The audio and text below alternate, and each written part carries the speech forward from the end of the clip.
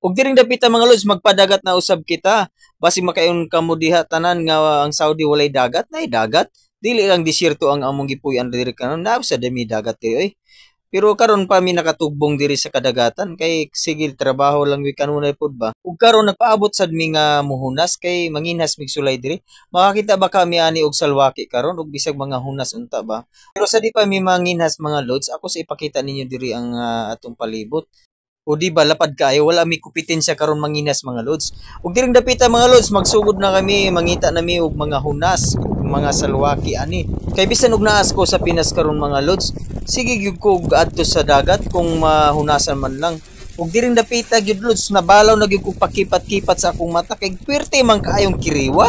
Ug diring dapita nakita na ko sa kabuok saang batawag ani mga lods. Ug sa katong wala pa ka experience kung unsa ang manginhas, panghinas mo sulay di pa lami kaayo mag-enjoy gud mo. Ganihara ko diri duko-duko ba pero wagi ko kita bisag us kabuok salwaki. Kay basta gani maghunasan na gani, una gina ko pangitaon kanag yung salwaki.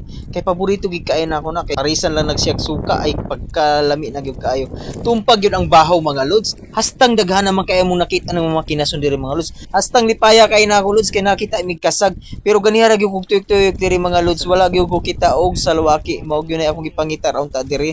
Kay hastang lamian man kay kaon og salwaki. Ug diri dapita na ako'y nakitaan. So akong gikuha og singalay tawag ani.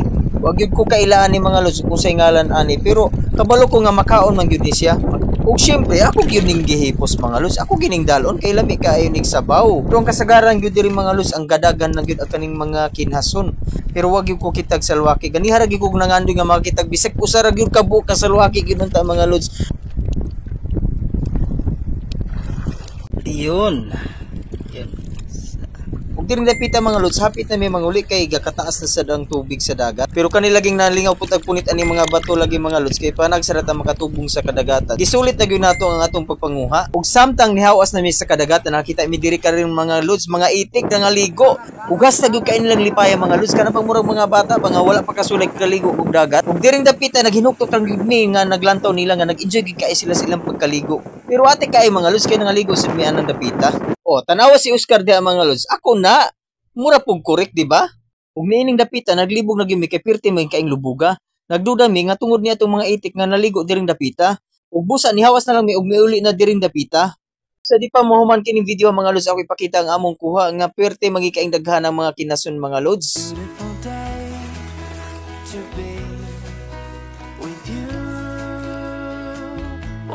Ug maura ka to mga lods, salamat sa inyong pagtanaw diri sa akong video. Salamat sa inyong paghuman. Palig lang ko diag comment ug pag-share na pod mga lods. Thank you.